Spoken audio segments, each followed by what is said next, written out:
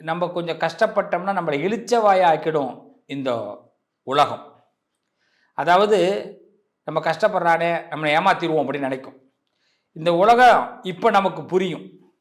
இனி எப்படி எதை கற்றுக்கணும், எதை கற்றுக்கக்கூடாது, எதுக்கு தலையாட்டணும், எதுக்கு தலையாட்டக்கூடாது அப்படின்னு ஒரு உறுதிமொழி எடுக்க போகிறீங்க.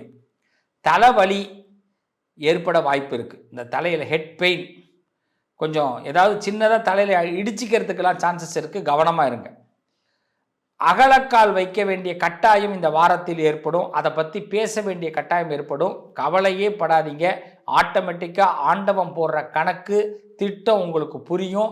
ஆண்டவன் உங்களை நல்ல வழியில் கொண்டு போவான். களத்தில் தைரியமாக இறங்குங்க, சமாளிச்சிடுவீங்க.